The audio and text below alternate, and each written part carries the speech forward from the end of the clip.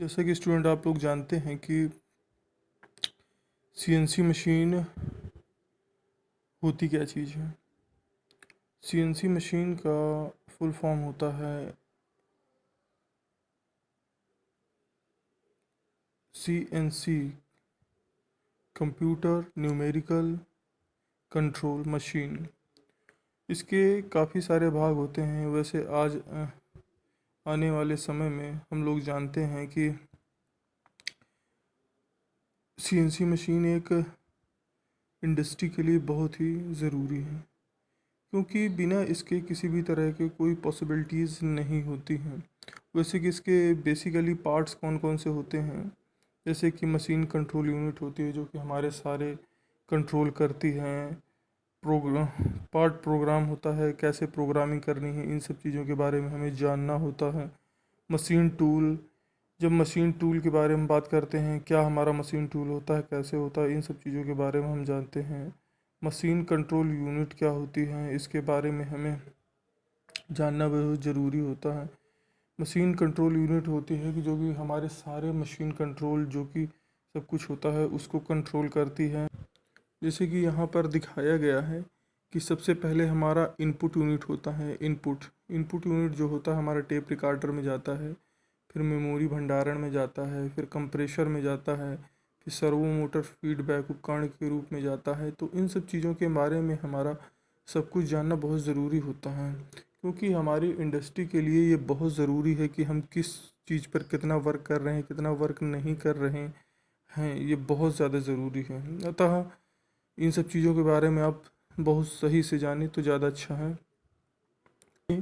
अब देखिए ये पूरा प्रोसेस यहाँ पे दिखाया गया है। जैसे कि पहले होता है किसी भी चीज़ की हमें पार्ट प्रोग्रामिंग करनी है, तो सबसे पहले हम पार्ट प्रोग्रामिंग करते हैं।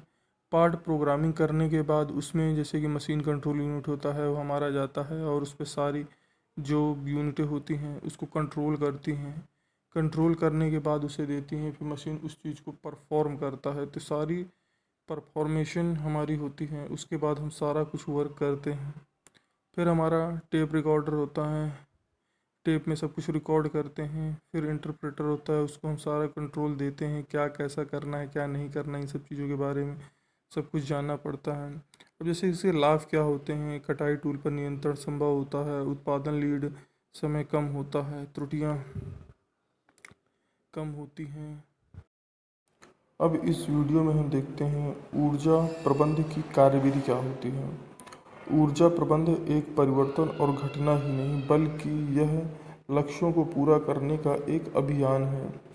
यह कार्य एक मेज पर बैठकर अकेले नहीं किया जा सकता, बल्कि इसे पूरा करने के लिए ऊर्जा के प्रति सचेत व्यक्ति के दलों द्वारा तालमेल में कार्य करने की आवश्यकता होती है। ऊर्जा प्रबंधन के लिए व्यवस्थित तरीके से स्थापित बहुत सी संगठित प्रयासों की कार्यविधि की आवश्यकता होती है। कुशल ऊर्जा प्रबंधक की आवश्यकता क्या होती है। कुशल प्रबंधक वह होता है जो जागरूकता की ओर ले जाए, सभी स्तर के लोगों को प्रोत्साहित करे और प्रक्रिया को बदले, ऊर्जा खपत के निर्धारित लक्ष्यों और रिकॉर्ड रखे और संगठन और मानव दोनों में ही परिवर्तन करें। अब आते हैं ऊर्जा संरक्षण। आर्थिक विकास की मूलभूत आवश्यकताओं में एक ऊर्जा है। समाज के प्रत्येक क्षेत्र जैसे कृषि, उद्योग, परिवहन, व्यापार या घर, सभी जगह ऊर्जा की आवश्यकता होती है। ऊर्जा की बढ़ती हुई खपत की जीवाश्म जैसे कोयला, पेट्रोलियम, प्राकृतिक गैस निर्भरता बढ़ती है, इनकी बिजली की आपूर्ति होती है। आज पर्यावरण के प्रदूषण, स्वास्थ्य की समस्याओं के कारण इन जीवाश्म ईंधनों की अपेक्षा स्वच्छ ऊर्जा के काल्पनिक स्रोतों के विकास तथा उपयोगिता की जरूरत बढ़ती है। जीवाश्म उद्योगों की बढ़ती कीमतों और भविष्य में इनकी कमी के गंभीर संकट से ऊर्जा विकास के एक स्थायी मार्ग के सृजन की आवश्यकता महसूस की गई है। इसके लिए दो सर्वोत्तम मार्ग हैं। पहला, ऊर्जा संरक्षण को प्रोत्साहन देना और दूसरा, पर्यावरण के अनुकूल ऊर्जा स्रोतों का इस्तेमाल करना। देश में ऊर्जा की मांग और आपूर्ति के बीच अंतराल को कम करने की सबसे अधिक लागत प्रभावी विधि ऊर्जा दक्षता को प्रोत्साहन देना, इसका संरक्षण करना, ऊर्जा संरक्षण कम खपत के जरिए उपयोग की जा रही है। ऊर्जा को यह अनुमान लगाया गया है कि लगभग 25,000 मेगावाट क्षमता विद्युत क्षेत्र में केवल ऊर्जा दक्षता के माध्यम से उत्पन्न की जा सकती है। ऊर्जा संरक्षण पर विचार करते हुए भारत सरकार ने ऊर्जा संरक्षण अधिनियम 2001 को प्रस्तावित किया है। ऊर्जा संरक्षण से ऊर्जा की लागत में कमी आती है। इसके द्वारा ऊर्जा संरक्षण के नए विद्युत संयंत्रों की ज़रूरत कम की जा सकती है और बढ़ती आबादी की अर्थव्यवस्था को बनाए रखने के लिए ऊर्जा आयात में कमी लाई जा सकती है। उत्सर्जन की कमी से स्वच्छ परिवेश और नागरिकों के लिए स्वस्थ जीवन शैली को बढ़ावा मिलता है और ऊर्जा की कमी के लिए सबसे अधिक मितव्ययिता का समाधान यही है। ऊर्जा संरक्षण का अर्थ गुणवत्ता और निर्गत मात्रा को प्रभावित किए बिना ऊर्जा की खपत को घटाने से है। ऊर्जा संरक्षण वैद्युत एवं दक्षता उपयोग करने का आग्रह करता है, जिससे उत्पादन को लागत को घटाया जा सकता है। उद्योगों में ऊर्जा संरक्षण योग्यता को क्रियान्वित करने के लिए दो सामान्य सिद्धांत निम्नलिखित हैं। अधिकतम ऊर्जा दक्षता, निवेशित ऊर्जा का केवल कुछ भाग ही उपयोगी कार्य में परिवर्तित होता है। जब प्रदान की गई ऊर्जा के अधिकतम भाग का यूज किया जाता है तो वह एक तरह से हानि बन जाती है। अधिकतम लागत प्रभावोत्तक, ऊर्जा संरक्षण उपायों की क्रियाशीलता के लिए अतिरिक्त निवेश की आवश्यकता होती है। जैसे ही ऊर्जा संरक्षण का स्तर बढ़ता है वैसे ही अतिरिक्त निवेश और बढ़ जाता है। अब आते हैं हम ऊर्जा संरक्षण अधिनियम 2001 तथा इसकी विशेषताएं। नीति फ्रेमवर्क ऊर्जा संरक्षण अधिनियम 2001 उच्च ऊर्जा बचत के बारे में हम यहाँ पर देखते हैं। अब आता है राज्य सरकार में क्या कैसा होता है। केंद्र सरकार द्वारा तैयार किए गए ऊर्जा संरक्षण भवन कोड को प्रांतीय व स्थानीय स्थितियों के अनुसार संशोधित करना, नए व्यावसायिक भवन या भवन कॉम्प्लेक्स के मालिकों को ऊर्जा संरक्षण भवन कोड के प्रावधानों का अनुपालन करने का निर्देश देना, संचरण या वितरण हानियों को कम करने या सह उत्पादन को प्रोत्साहित देना होता है। अधिनियम के अंतर्गत प्रत्येक अपराध के लिए जुर्माना वित्तीय रूप से होना चाहिए और ये किस हिसाब से किया जाएगा ये निर्धारित करना होता है। अधिनियम के अनुसार केंद्र सरकार के तहत ऊर्जा दक्षता ब्यूरो को स्थापित होगा जिसके कार्य करना होता है। अधिनियम के तहत सरकार वाणिज्य भवनों के लिए ऊर्जा संरक्षण भवन कोड जारी कर सकती है। अधिनियम सरकार को उपकरण या उपकरणों के लिए ऊर्जा की खपत के मानदंडों को जारी कर सकती है।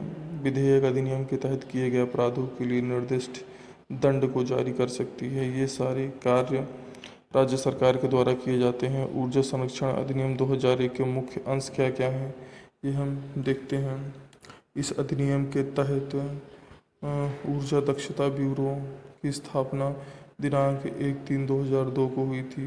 यह ऊर्जा दक्षता और उपयोग के संरक्षण की नीतियों को जारी करता है। ऊर्जा संरक्षण अधिनियम 2001 के सर्वाधिक महत्वपूर्ण अंश क्या हैं।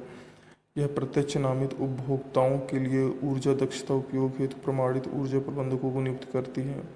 समस्त उपयंत्रों उपकरणों को ऊर्जा खपत के मानकों को चस्पा देती है।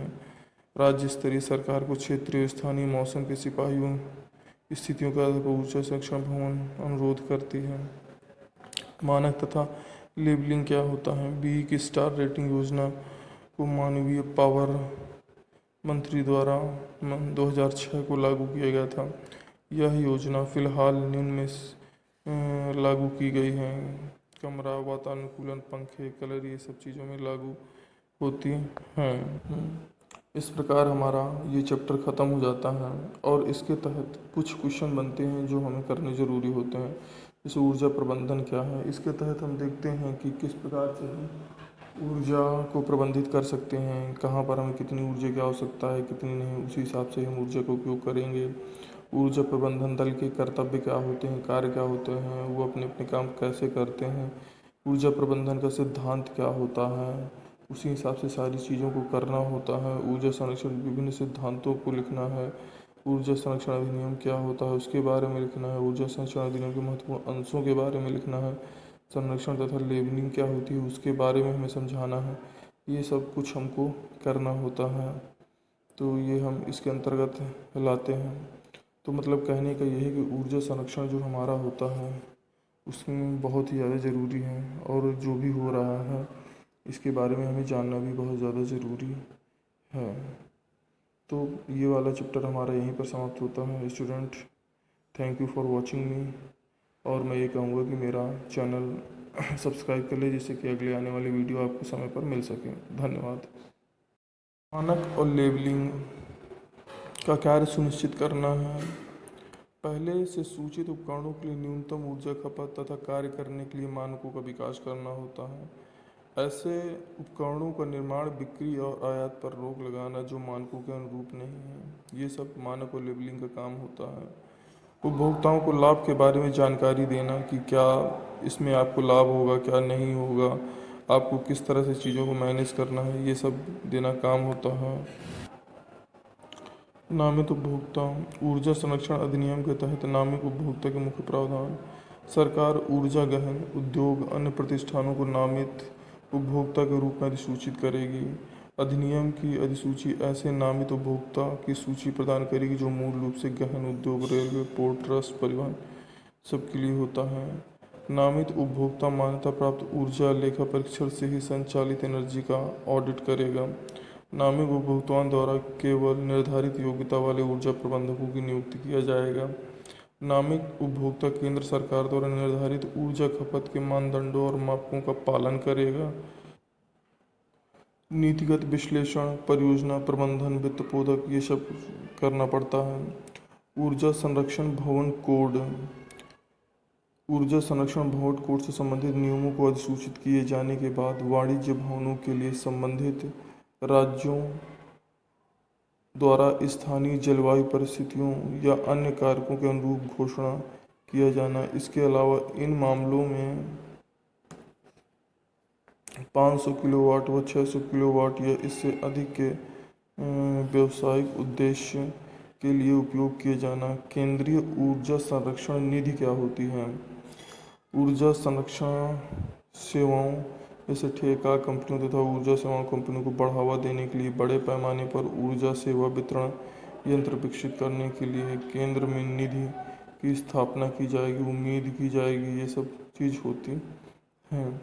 BEE bureau of energy efficiency का काम क्या होता है? परिणाम आधारित प्रस्तावों को अपनाकर भारतीय व्यवस्था में ऊर्जा प्रबलता करना। राष्ट्र ऊर्जा दक्षता व संरक्षण प्रयासों एवं कार्यक्रमों को दिशा निर्देश देना एक नीति का निर्धारण होता है। ऊर्जा दक्षता प्रक्रिया, उपकरण, युक्तियों, प्रणालियों में उपयोग को उन्नत करना होता है। ऊर्जा के दक्ष उपयोग को आगे बढ़ाने वाली संस्थाओं का वित्तीय प्रोत्साहन करना होता है। ये सब होता है। अब भारत सरकार में सूचित उपकरणों व साधनों के लिए ऊर्जा उपभोग मानकों की विशिष्टीकृत करना, सूचित उपकरणों व साधनों पर सीधे अनिवार्य का लेबल लगाना, ऊर्जा खपत के मानकों के अनुकूल न होने वाले उपकरणों के निर्माण, बिक्री, आयात निर्यात पर रोक लगाना, ऊर्जा के दक्ष उपयोग, ऊर्जा संरक्षण भवन कोड निर्धारित करना, ऊर्जा के दक्ष उपयोग संरक्षण के लिए अधिक ऊर्जा प्रबंधन की नियुक्ति करना। ये सब कार्य होते हैं। हेलो स्टूडेंट्स, आज इस वीडियो में हम पढ़ते हैं ऊर्जा संरक्षण तथा ऊर्जा संरक्षण अधिनियम 2001। जैसे कि आप जानते हैं कि ऊर्जा की जो भी प्रॉब्लम्स आती जा रही हैं, इस वजह से गवर्नमेंट में इस चीज़ को सोच कर कि हम ऊर्जा संरक्षण के बारे में कैसे कुछ नियम बना सकते हैं जिससे कि लोग इसमें जागरूक हों और ऊर्जा के बारे में ज़्यादा से ज़्यादा सोचें। जैसे कि इसमें दिया गया है कि ऊर्जा प्रबंधन का अर्थ अधिकतम फायदे के लिए ऊर्जा का प्रभावी ढंग से उपयोग करना है। कारोबार, संगठनों और घरों में ऊर्जा की बचत से संबंधित यह प्रयोग में आता है। इसका अर्थ बेकार वस्तु को अलग कर ऊर्जा का श्रेष्ठ विधि से उपयोग करना जिसमें न्यूनतम हानि हो। उदाहरण के लिए 1 बूंद प्रति सेकंड की दर से तेल रिसाव का मतलब 2000 लीटर प्रति वर्ष की हानि है, जिसकी कीमत 10,000 रुपये आती है। मतलब कहने का ये है कि हमें ये सोच के चलना है कि हम कितना कम से कम ऊर्जा का उपयोग करें और भविष्य के लिए ऊर्जा की हम बचत कर सकें। ऊर्जा प्रबंधन के लक्ष्य: ऊर्जा उत्पादन और गुणवत्ता को प्रभावित करे बिना ऊर्जा मुख्य मूल्य की बर्बादी को न्यूनतम करना है। पर्यावरण के प्रभाव तथा परिवर्तन को न्यूनतम करना है। ऊर्जा निर्गत प्रति इकाई की आवश्यकता को कम करना है। ऊर्जा नीति के उद्देश्य: ऊर्जा नीति सफल ऊर्जा प्रबंधन को आधार प्रदान करती है। यह एक व्यापारिक प्रतिष्ठान के लक्ष्यों का कथन होती है। ऊर्जा नीति ऊर्जा प्रबंधकों के मार्गदर्शन का कार्य करती है, जिसका लक्ष्य निर्धारण, उद्देश्य, गुणवत्ता और प्रक्रिया की जानकारी मिलती है। ऊर्जा प्रबंधन नीति के अंतर्गत वरिष्ठ प्रबंधक द्वारा वचनबद्धता की घोषणा होती है। ऊर्जा प्रबंधन दल कार्य एवं कर्तव्य: ऊर्जा प्रबंधन की योजनाओं का क्रियान्वयन करता है। ऊर्जा योजनाओं की देखभाल करना जो कि संगठन का एक भाग है और संगठन के सभी भागों को एकीकृत करना है। ऊर्जा हानियों को पहचानना, ऊर्जा संरक्षण माप द्वारा बचत का मूल्यांकन करना, संगठन के दूसरे कर्मचारियों को ऊर्जा संरक्षण के प्रति जागरूक करना है। ऊर्जा प्रबंधन की जिम्मेदारियां और कर्तव्य: नियंत्रण और कम लागत के लिए वार्षिक क्रियाकलाप योजना बनाना, प्रबंधन की आज्ञा से संगठन द्वारा ऊर्जा संरक्षण इकाई को स्थापित करना, ऊर्जा मूल्य को कम करने के लिए योजना बनाना, लागू करना और उनका प्रबंधन करना, संस्था के अन्य कर्मचारियों को जागरूक बनाना और आंतरिक प्रयोगशाला शोध करना तथा उससे प्राप्त परिणामों की जानकारी संबंधित दस्तावेजों में बांटना, सभी कर्मचारियों के लिए नियमित प्रशिक्षण देना, ऊर्जा लेख परीक्षण करने के लिए बाहरी सरकारी विभाग को बुलाना, ये सब काम होते हैं। ऊर्जा प्रबंधक के कर्तव्य: इसमें हम देखते हैं कि जो हमारा मैनेजर होता है, एनर्जी मैनेजर होता है, उसको ऊर्जा को कैसे प्रबंधित करके रखना है। मान्यता प्राप्त लेखा परीक्षक द्वारा की गई अनुशंसा पर की गई कार्यवाही और ऊर्जा खपत की जानकारी ब्यूरो ऑफ एनर्जी एवं राज्य स्तरीय नामित संस्था को निर्धारित मूल्य में भरकर भेजना चाहिए। ऊर्जा संरक्षण की सामान्य प्रवृत्ति का विश्लेषण करके एकत्रित सूचनाओं को रिकॉर्ड करने की अच्छी व्यवस्था स्थापित करनी चाहिए। ऊर्जा लेखा परीक्षा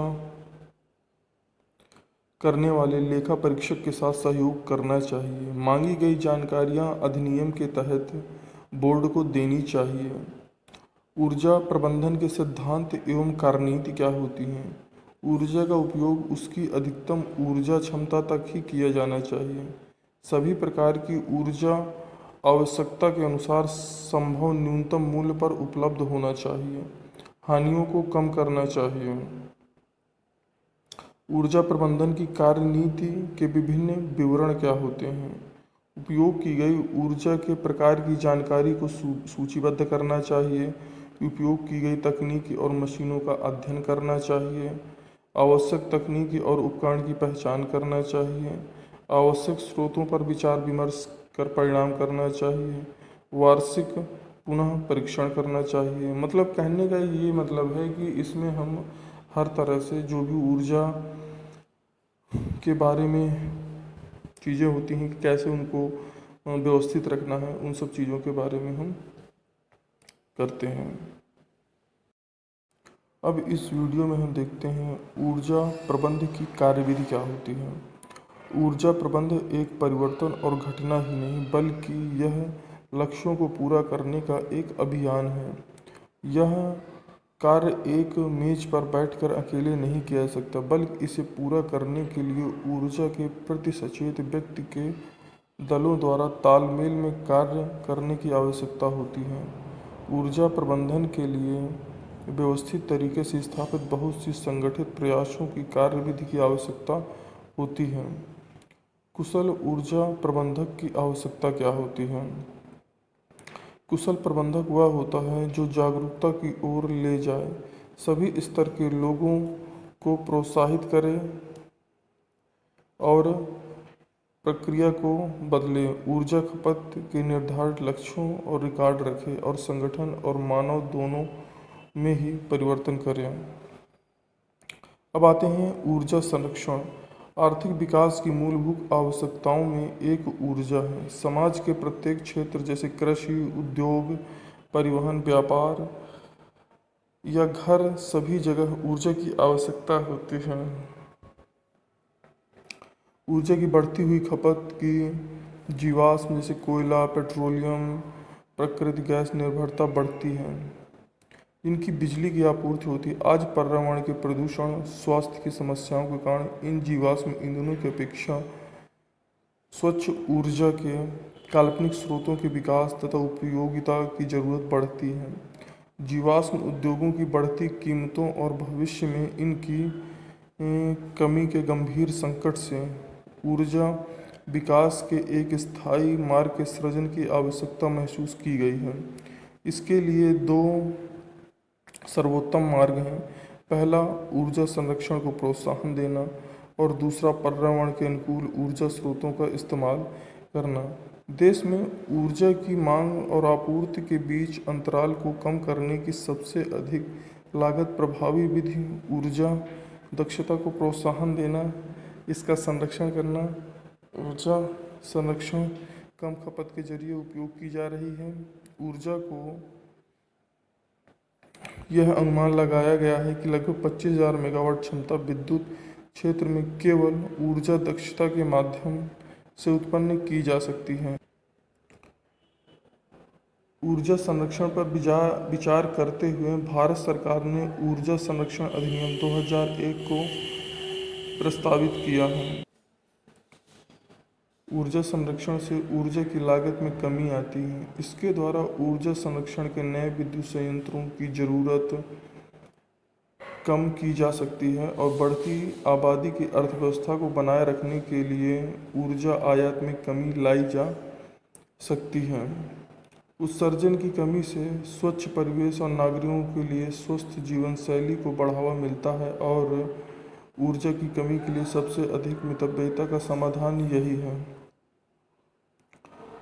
ऊर्जा संरक्षण का अर्थ गुणवत्ता और निर्गत मात्रा को प्रभावित किए बिना ऊर्जा की खपत को घटाने से है। ऊर्जा संरक्षण वैद्युत एवं दक्षता उपयोग करने का आग्रह करता है, जिससे उत्पादन को लागत को घटाया जा सकता है। उद्योगों में ऊर्जा संरक्षण योग्यता को क्रियान्वित करने के लिए दो सामान्य सिद्धांत निम्नलिखित हैं। अधिकतम ऊर्जा दक्षता, निवेशित ऊर्जा का केवल कुछ भाग ही उपयोगी कार्य में परिवर्तित होता है। जब प्रदान की गई ऊर्जा के अधिकतम भाग का यूज किया जाता है तो वह एक तरह से हानि बन जाती है। अधिकतम लागत प्रभावोत्तक, ऊर्जा संरक्षण उपायों की क्रियाशीलता के लिए अतिरिक्त निवेश की आवश्यकता होती है। जैसे ही ऊर्जा संरक्षण का स्तर बढ़ता है, वैसे ही अतिरिक्त निवेश और बढ़ जाता है। अब आते हैं हम ऊर्जा संरक्षण अधिनियम 2001 तथा इसकी विशेषताएं। नीति फ्रेमवर्क ऊर्जा संरक्षण अधिनियम 2001 उच्च ऊर्जा बचत के बारे में हम यहाँ पर देखते हैं। अब आता है राज्य सरकार में क्या कैसा होता है। केंद्र सरकार द्वारा तैयार किए गए ऊर्जा संरक्षण भवन कोड को प्रांतीय व स्थानीय स्थितियों के अनुसार संशोधित करना, नए व्यावसायिक भवन या भवन कॉम्प्लेक्स के मालिकों को ऊर्जा संरक्षण भवन कोड के प्रावधानों का अनुपालन करने का निर्देश देना, संचरण या वितरण हानियों को कम करने या सह उत्पादन को प्रोत्साहित देना होता है। अधिनियम के अंतर्गत प्रत्येक अपराध के लिए जुर्माना वित्तीय रूप से होना चाहिए और ये किस हिसाब से किया जाएगा ये निर्धारित करना होता है। अधिनियम के अनुसार केंद्र सरकार के तहत ऊर्जा दक्षता ब्यूरो को स्थापित होगा जिसके कार्य करना होता है।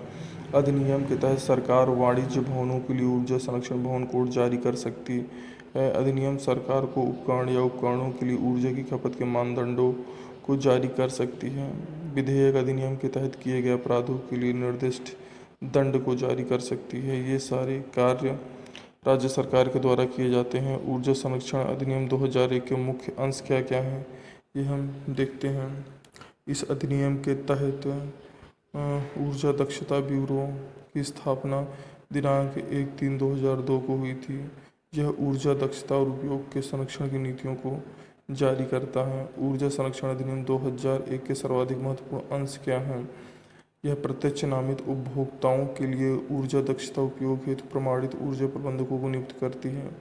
समस्त उपयंत्रों उपकरणों को ऊर्जा खपत के मानकों को चस्पा देती है। राज्य स्तरीय सरकार को क्षेत्रीय स्थानीय मौसम के सिपाहियों स्थितियों के आधार पर ऊर्जा संरक्षण भवन अनुरोध करती है।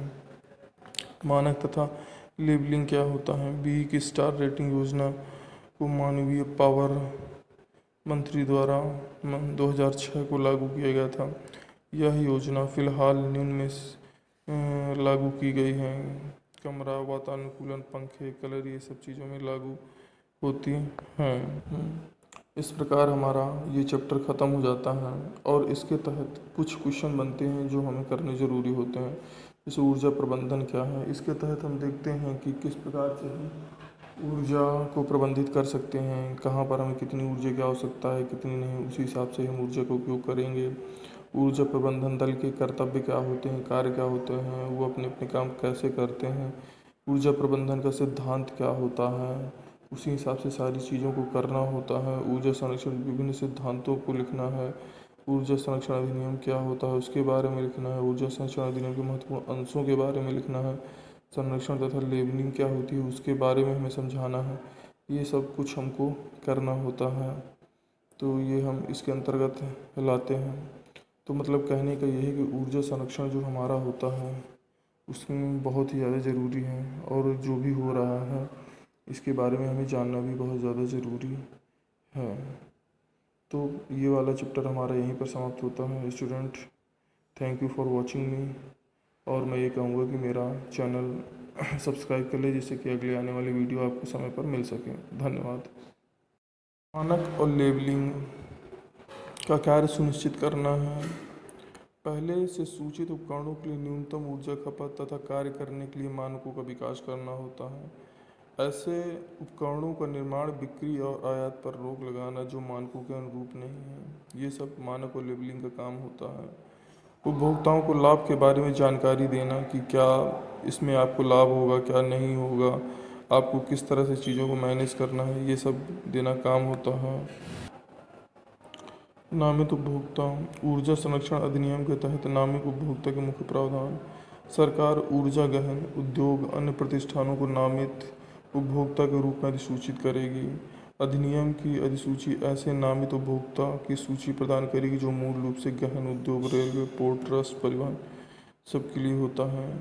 नामित उपभोक्ता मान्यता प्राप्त ऊर्जा लेखा परीक्षण से ही संचालित एनर्जी का ऑडिट करेगा। नामित उपभोक्ताओं द्वारा केवल निर्धारित योग्यता वाले ऊर्जा प्रबंधकों की नियुक्ति किया जाएगा। नामित उपभोक्ता केंद्र सरकार द्वारा निर्धारित ऊर्जा खपत के मानदंडों और मापकों का पालन करेगा। नीतिगत विश्लेषण, परियोजना प्रबंधन, वित्त पोधक ये सब करना पड़ता है। ऊर्जा संरक्षण भवन कोड। ऊर्जा संरक्षण भवन कोड से संबंधित नियमों को अधिसूचित किए जाने के बाद वाणिज्य भवनों के लिए संबंधित राज्यों द्वारा स्थानीय जलवायु परिस्थितियों या अन्य कारकों के अनुरूप घोषणा किया जाना। इसके अलावा इन मामलों में 500 किलोवाट व 600 किलोवाट या इससे अधिक के व्यावसायिक उद्देश्य के लिए उपयोग किए जाना। केंद्रीय ऊर्जा संरक्षण निधि क्या होती है? ऊर्जा संरक्षण सेवाओं जैसे ठेका कंपनियों तथा ऊर्जा सेवा कंपनियों को बढ़ावा देने के लिए बड़े पैमाने पर ऊर्जा सेवा वितरण यंत्र विकसित करने के लिए केंद्र में निधि की स्थापना की जाएगी, उम्मीद की जाएगी, ये सब चीज़ होती हैं। BEE bureau of energy efficiency का काम क्या होता है? परिणाम आधारित प्रस्तावों को अपनाकर भारतीय व्यवस्था में ऊर्जा प्रबलता करना, राष्ट्र ऊर्जा दक्षता व संरक्षण प्रयासों एवं कार्यक्रमों को दिशा निर्देश देना एक नीति का निर्धारण होता है। ऊर्जा दक्षता प्रक्रिया उपकरण युक्तियों प्रणालियों में उपयोग को उन्नत करना होता है। ऊर्जा के दक्ष उपयोग को आगे बढ़ाने वाली संस्थाओं का वित्तीय प्रोत्साहन करना होता है। ये सब होता है। अब भारत सरकार में सूचित उपकरणों व साधनों के लिए ऊर्जा उपभोग मानकों की विशिष्टीकृत करना, सूचित उपकरणों व साधनों पर सीधे अनिवार्य का लेबल लगाना, ऊर्जा खपत के मानकों के अनुकूल न होने वाले उपकरणों के निर्माण बिक्री का आयात निर्यात पर रोक लगाना, ऊर्जा के दक्ष उपयोग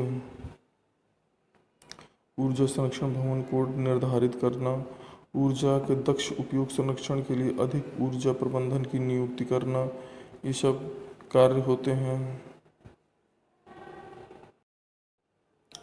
हेलो स्टूडेंट्स, आज इस वीडियो में हम पढ़ते हैं ऊर्जा संरक्षण तथा ऊर्जा संरक्षण अधिनियम 2001।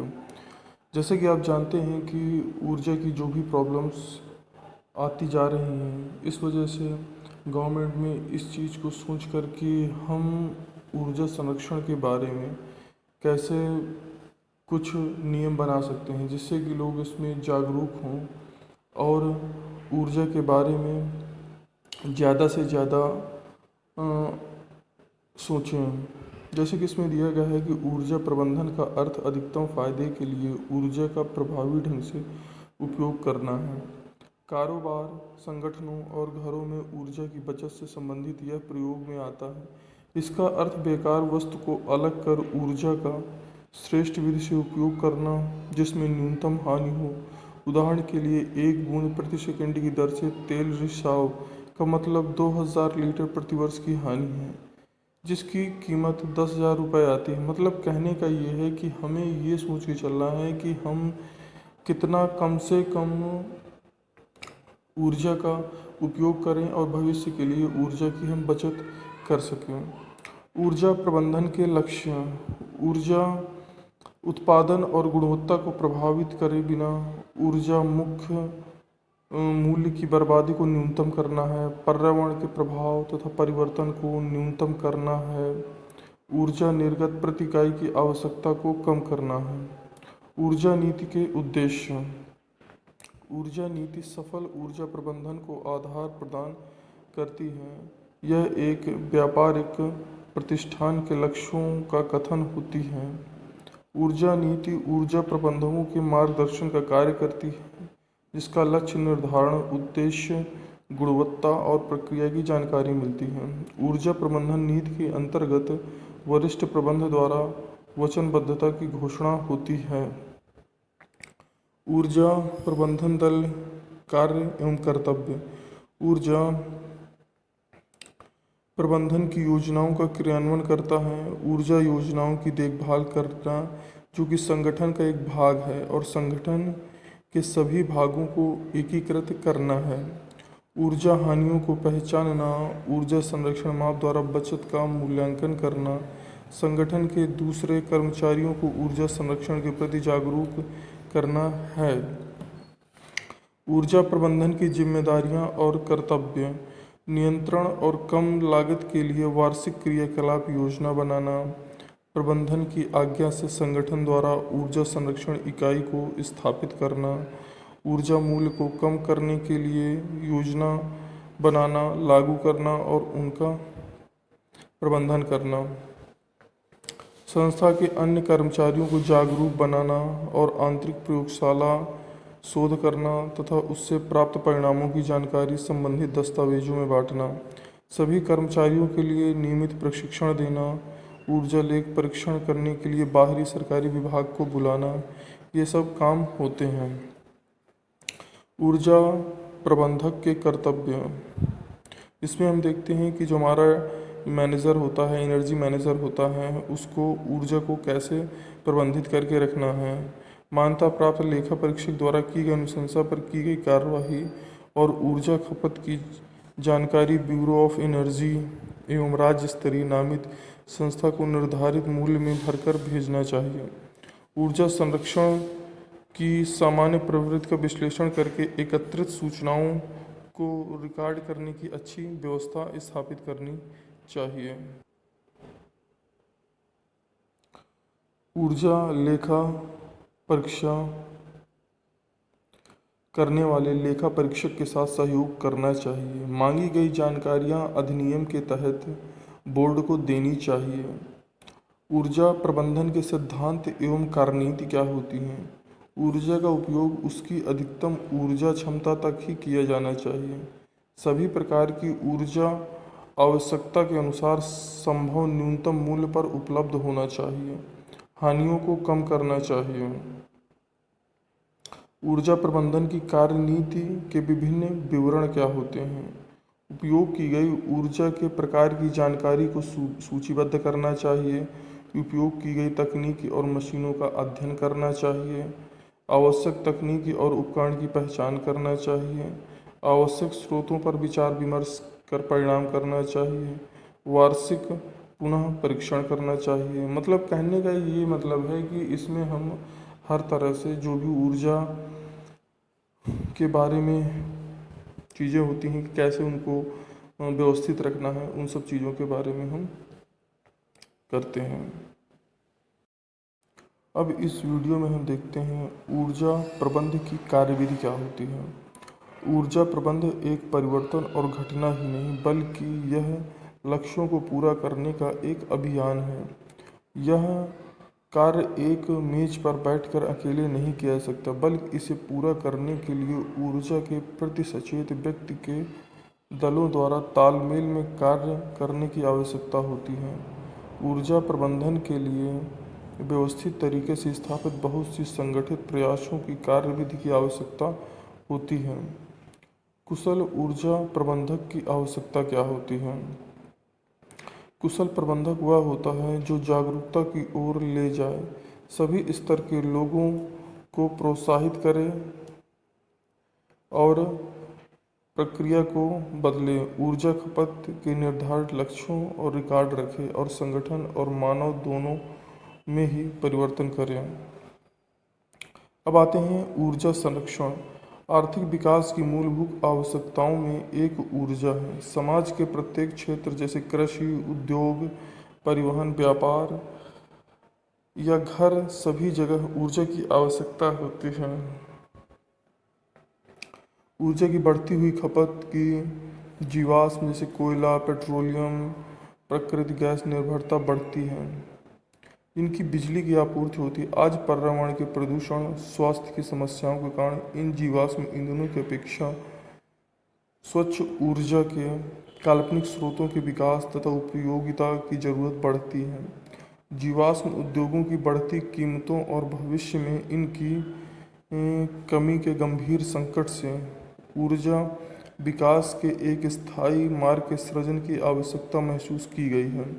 इसके लिए दो सर्वोत्तम मार्ग हैं। पहला, ऊर्जा संरक्षण को प्रोत्साहन देना और दूसरा, पर्यावरण के अनुकूल ऊर्जा स्रोतों का इस्तेमाल करना। देश में ऊर्जा की मांग और आपूर्ति के बीच अंतराल को कम करने की सबसे अधिक लागत प्रभावी विधि ऊर्जा दक्षता को प्रोत्साहन देना, इसका संरक्षण करना। ऊर्जा संरक्षण कम खपत के जरिए उपयोग की जा रही है। ऊर्जा को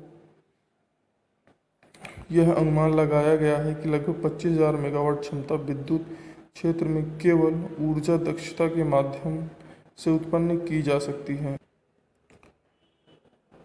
ऊर्जा संरक्षण पर विचार करते हुए भारत सरकार ने ऊर्जा संरक्षण अधिनियम 2001 को प्रस्तावित किया है। ऊर्जा संरक्षण से ऊर्जा की लागत में कमी आती है। इसके द्वारा ऊर्जा संरक्षण के नए विद्युत संयंत्रों की ज़रूरत कम की जा सकती है और बढ़ती आबादी की अर्थव्यवस्था को बनाए रखने के लिए ऊर्जा आयात में कमी लाई जा सकती है।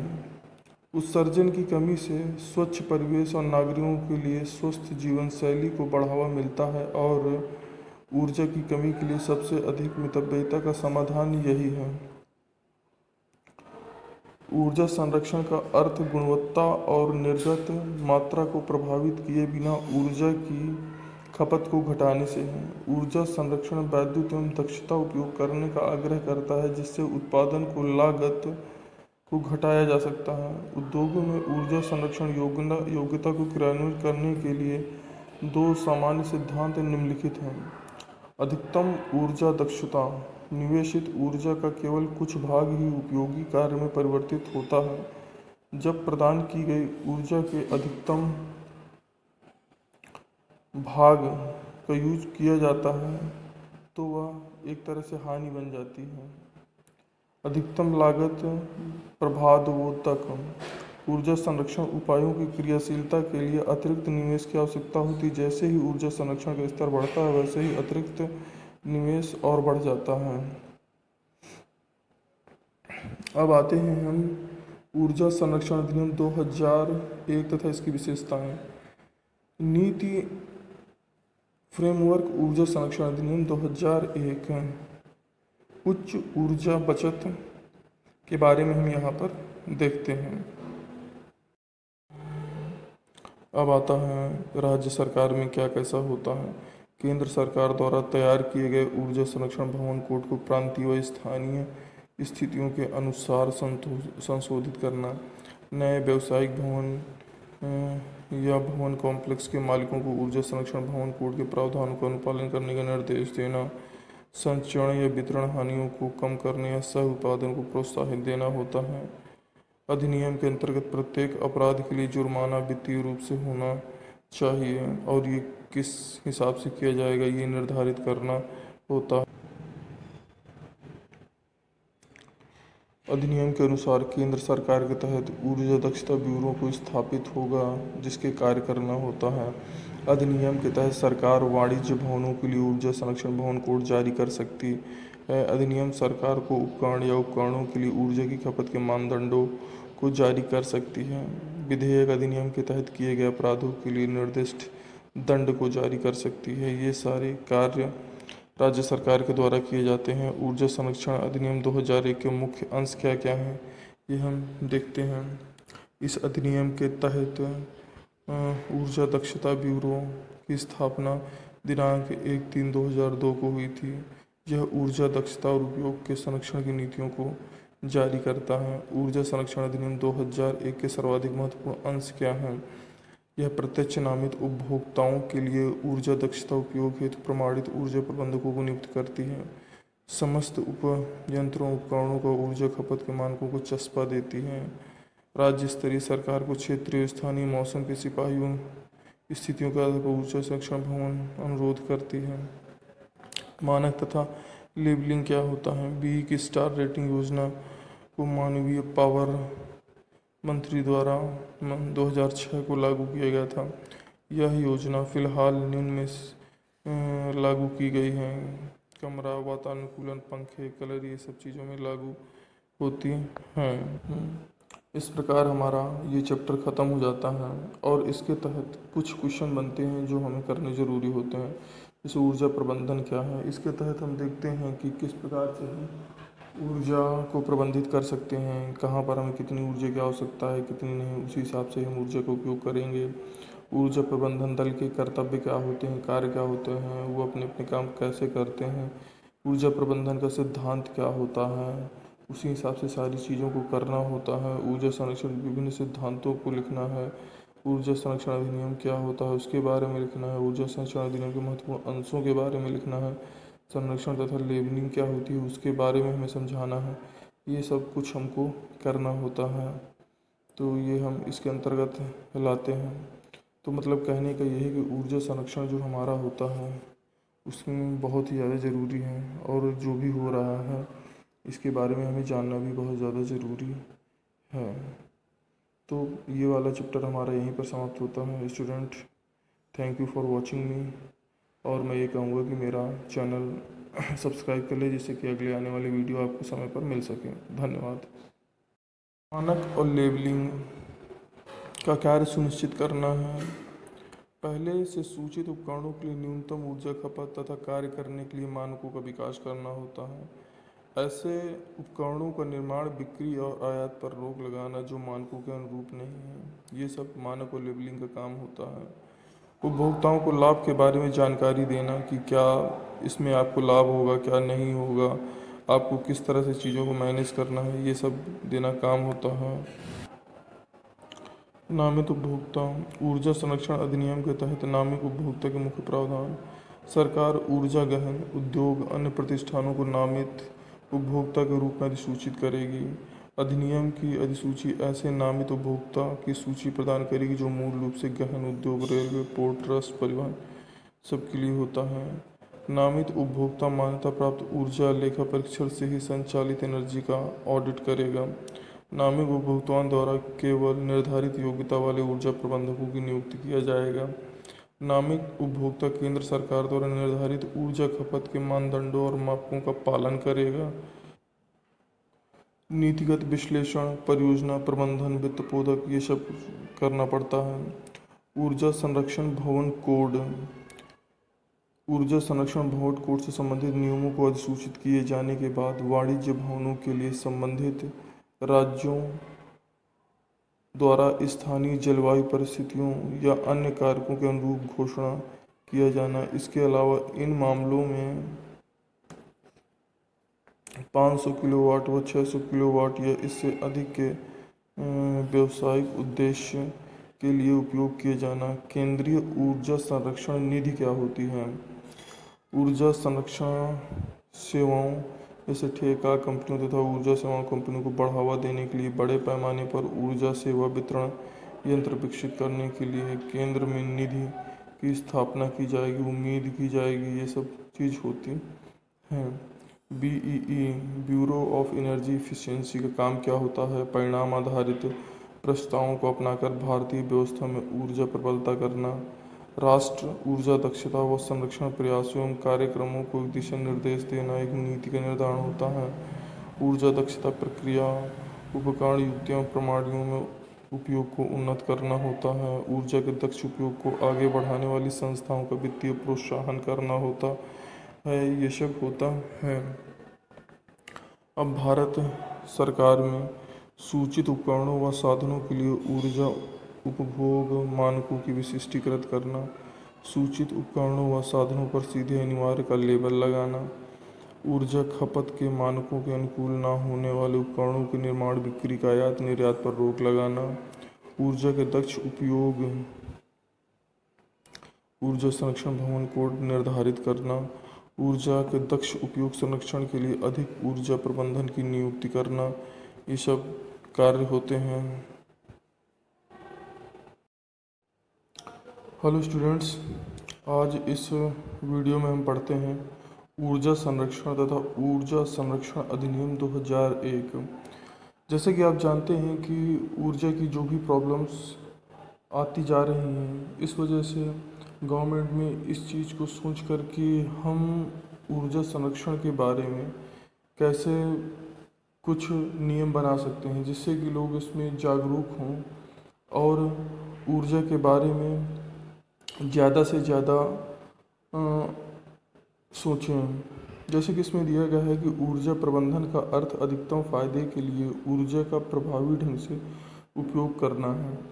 कारोबार, संगठनों और घरों में ऊर्जा की बचत से संबंधित यह प्रयोग में आता है।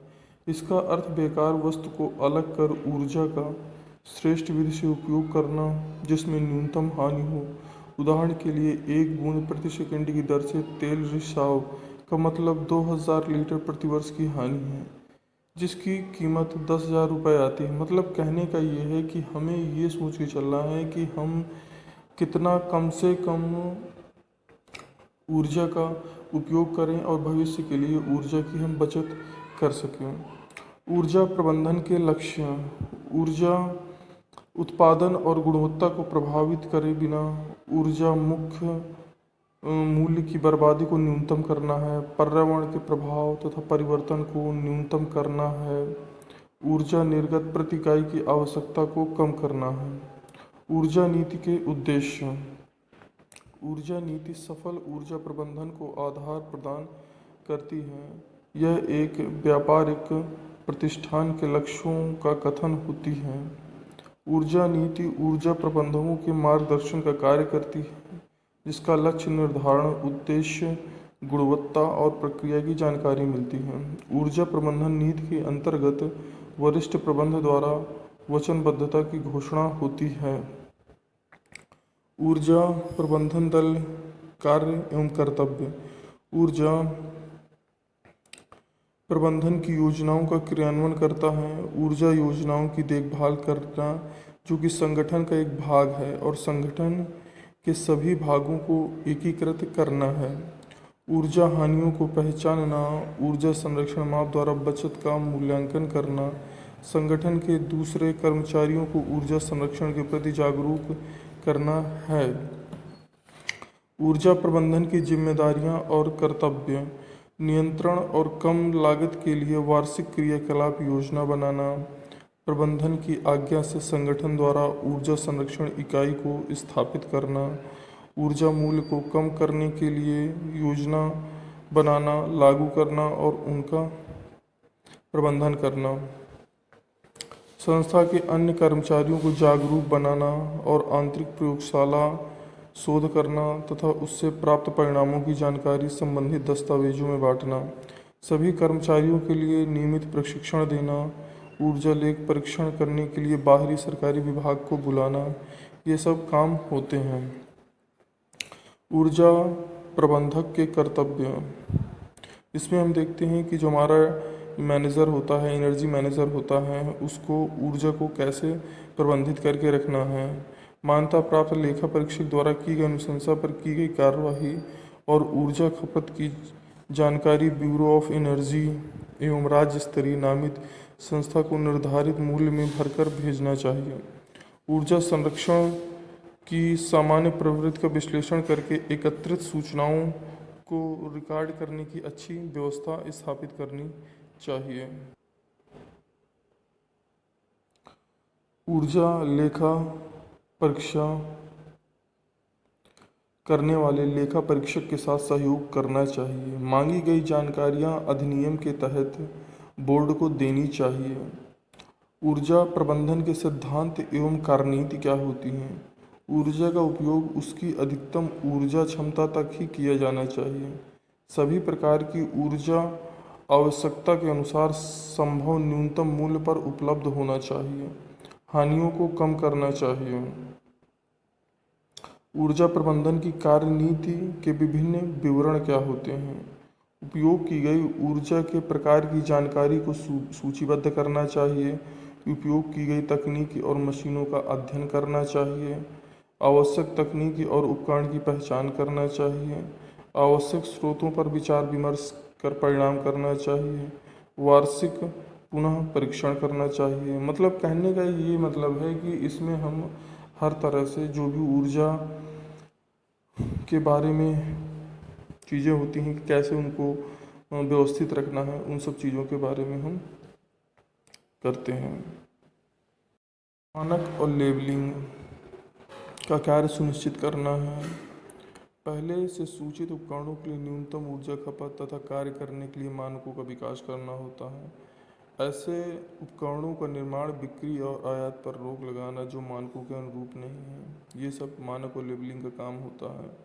उपभोक्ताओं को लाभ के बारे में जानकारी देना कि क्या इसमें आपको लाभ होगा, क्या नहीं होगा, आपको किस तरह से चीज़ों को मैनेज करना है, ये सब देना काम होता है। नामित उपभोक्ता। ऊर्जा संरक्षण अधिनियम के तहत नामित उपभोक्ता के मुख्य प्रावधान। सरकार ऊर्जा गहन उद्योग अन्य प्रतिष्ठानों को नामित उपभोक्ता के रूप में अधिसूचित करेगी। अधिनियम की अधिसूची ऐसे नामित उपभोक्ता की सूची प्रदान करेगी जो मूल रूप से गहन उद्योग, रेलवे, पोर्ट ट्रस्ट, परिवहन सबके लिए होता है। नामित उपभोक्ता मान्यता प्राप्त ऊर्जा लेखा परीक्षण से ही संचालित एनर्जी का ऑडिट करेगा। नामित उपभोक्ताओं द्वारा केवल निर्धारित योग्यता वाले ऊर्जा प्रबंधकों की नियुक्ति किया जाएगा। नामित उपभोक्ता केंद्र सरकार द्वारा निर्धारित ऊर्जा खपत के मानदंडों और मापकों का पालन करेगा। नीतिगत विश्लेषण, परियोजना प्रबंधन, वित्त बोधक, ये सब करना पड़ता है। ऊर्जा संरक्षण भवन कोड। ऊर्जा संरक्षण भवन कोड से संबंधित नियमों को अधिसूचित किए जाने के बाद वाणिज्य भवनों के लिए संबंधित राज्यों द्वारा स्थानीय जलवायु परिस्थितियों या अन्य कारकों के अनुरूप घोषणा किया जाना। इसके अलावा इन मामलों में 500 किलोवाट व 600 किलोवाट या इससे अधिक के व्यावसायिक उद्देश्य के लिए उपयोग किए जाना। केंद्रीय ऊर्जा संरक्षण निधि क्या होती है? ऊर्जा संरक्षण सेवाओं जैसे ठेका कंपनियों तथा ऊर्जा सेवा कंपनियों को बढ़ावा देने के लिए बड़े पैमाने पर ऊर्जा सेवा वितरण यंत्र विकसित करने के लिए केंद्र में निधि की स्थापना की जाएगी, उम्मीद की जाएगी, ये सब चीज़ होती हैं। BEE bureau of energy efficiency का काम क्या होता है? परिणाम आधारित प्रस्तावों को अपनाकर भारतीय व्यवस्था में ऊर्जा प्रबलता करना, राष्ट्र ऊर्जा दक्षता व संरक्षण प्रयासों एवं कार्यक्रमों को दिशा निर्देश देना एक नीति का निर्धारण होता है। ऊर्जा दक्षता प्रक्रिया उपकरण युक्तियों प्रणालियों में उपयोग को उन्नत करना होता है। ऊर्जा के दक्ष उपयोग को आगे बढ़ाने वाली संस्थाओं का वित्तीय प्रोत्साहन करना होता है। ये सब होता है। अब भारत सरकार में सूचित उपकरणों व साधनों के लिए ऊर्जा उपभोग मानकों की विशिष्टीकृत करना, सूचित उपकरणों व साधनों पर सीधे अनिवार्य का लेबल लगाना, ऊर्जा खपत के मानकों के अनुकूल न होने वाले उपकरणों के निर्माण बिक्री का आयात निर्यात पर रोक लगाना, ऊर्जा के दक्ष उपयोग ऊर्जा संरक्षण भवन कोड निर्धारित करना, ऊर्जा के दक्ष उपयोग संरक्षण के लिए अधिक ऊर्जा प्रबंधन की नियुक्ति करना, ये सब कार्य होते हैं। मानक और लेबलिंग का कार्य सुनिश्चित करना है। पहले से सूचित उपकरणों के लिए न्यूनतम ऊर्जा खपत तथा कार्य करने के लिए मानकों का विकास करना होता है। ऐसे उपकरणों का निर्माण, बिक्री और आयात पर रोक लगाना जो मानकों के अनुरूप नहीं है, ये सब मानक और लेबलिंग का काम होता है।